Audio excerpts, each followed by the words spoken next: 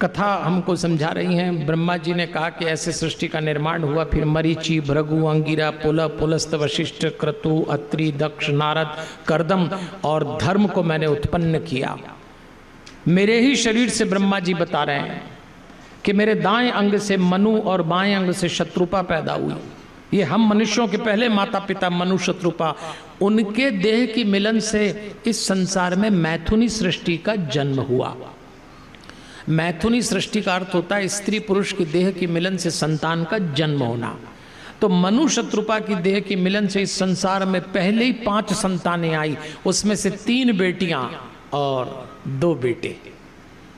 विचार करके देखना, इस संसार की पहली 5 संतानों में 3 बेटियां 2 बेटे।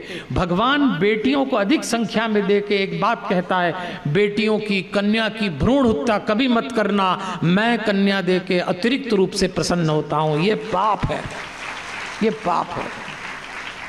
देखो आप, भगवान ने भी पहली 5 संतानों में 3 बेटियां 2 बेटे दिए, क्या दिक्कत थी? उल्टा भी कर देता। फिर उनका वंश आगे चला, सारा संसार भर गया।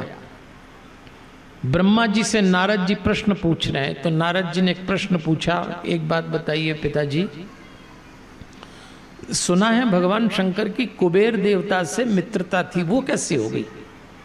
ये एकदम फकीर भोलेनाथ और वो कुबेर धन का देवता।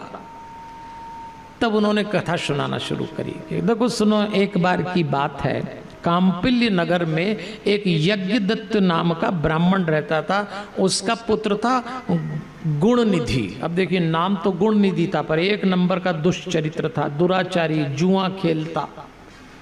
लेकिन उसकी माँ पिता से छुपा के उसको प्रश्रय देती। और एक दिन तो माँ ने कहा, तेरी ऐसी गतिविधियां हो रही है, आच्छादयामि ते नित्यम पितुरग्रे कुचेष्टितम कुचेष्टितम, तेरी कुचेष्टाओं को मैं छुपाती रहती हूँ। सदाचार से तुम्हारे पिता की प्रतिष्ठा है, सारा संसार उनको पूछता है, तेरे कुकर्म उनको बदनाम कर देंगे। पिता से छुपा के माँ उसको संभालती। एक दिन माँ ने कह दिया, तेरी आयु 19 साल है, तेरी बहू की आयु 16 साल है, अब तो तू सुधर जा। एक दिन पिता यज्ञ दत्त को पता लग गया, तो उन्होंने उसका त्याग कर दिया। देखो, एक बात बाहर निकल के आ रही है शिव पुराण की इस कथा से, कि बच्चों के लालन पालन में माता और पिता में भेद नहीं होना चाहिए। माँ अलग ढंग से पाले, पिता अलग ढंग से पाले, तो बच्चे निपट जाएंगे। बेटा गलत काम कर रहा है तो पिता से छुपा के माँ उसको पुचकारती थी, समझाती थी, ये ना करें। दोनों संयुक्त रूप से संतानों पे नियंत्रण करें।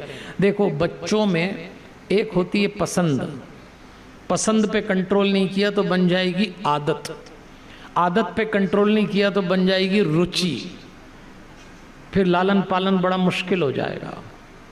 एक होती है रुचि, फिर होती सुरुचि, फिर होती कुरुचि, फिर होती अरुचि। ध्यान रखना, अगर आप आर्ट ऑफ पेरेंटिंग में लगे हों, बच्चों का लालन पालन कर रहे हों, आपके घर में छोटे बच्चे तैयार होकर बड़े हो रहे हों, तो इन शब्दों पे ध्यान देना।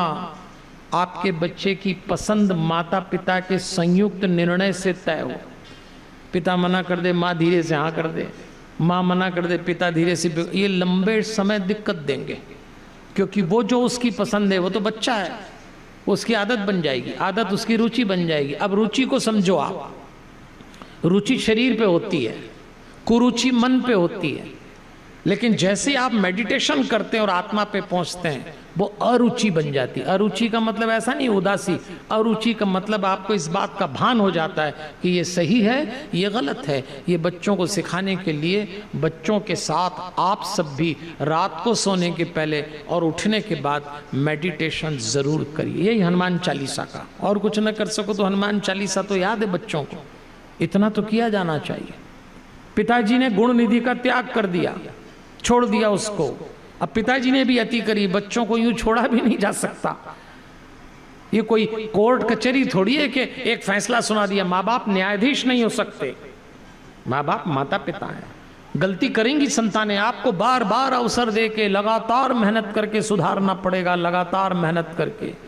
गुणदत्त को ठुकरा दिया, एक मंदिर में जाके भूख लगी तो प्रसाद चुराने की इच्छा हुई, तो अंधेरा था, रोशनी करने के लिए अपने वस्त्र जलाए, पकड़ा गया, प्राणदंड मिला। लेकिन शिव मंदिर में चूंकि प्रकाश करने के लिए कपड़े जलाए थे, तो यमदूत पकड़ के उसको पार्षदों से ले जाके शिव जी के पास ले गए, शिवलोक पहुंच गया। बाद में वही अरिमदम का बेटा बना, उसका नाम था दम। जब वो राजा बना तो उसने अपने राज्य में नियम बनाया, शिवालयों में हमेशा दीप दान होता रहे, सब जगह दीप लगे। और यही दम एक बार अगले जन्म में ब्रह्मा के मानस पुत्र पुलस्त के पुत्र विश्रवा का बड़ा बेटा बना। ये वही विश्रवा है जिनका बड़ा बेटा तो कुबेर है और जिनके छोटे बेटे का नाम है दशानन, जिसको संसार रावण के नाम से जानते हैं। बड़ा भाई था कुबेर रावण का, पिता एक ही थे, मां अलग थी। कुबेर ने भक्ति करी, शिवजी प्रसन्न हो गए, और जैसे ही शिवजी प्रसन्न हुए, कुबेर ने दृष्टि खोली तो माँ पार्वती पास में खड़ी, पार्वती को देखने लगे। पार्वती को क्रोध आया, एक आंख फूट गई उसकी। कुबेर काणा, ये मालूम है ना। और उसके बाद शिव जी ने कहा ये अपना बच्चा है, इस पर कृपा करो। और उसको कृपा करके शिव जी ने कैलाश के पास में बसाया।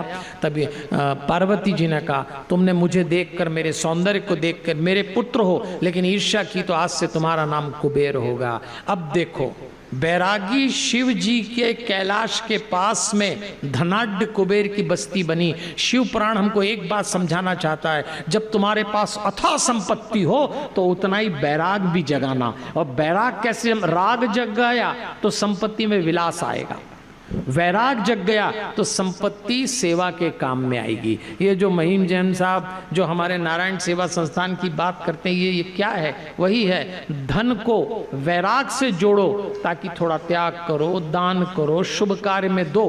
तो यही शिव जी ने, इसीलिए शिव और कुबेर मित्र बन गए।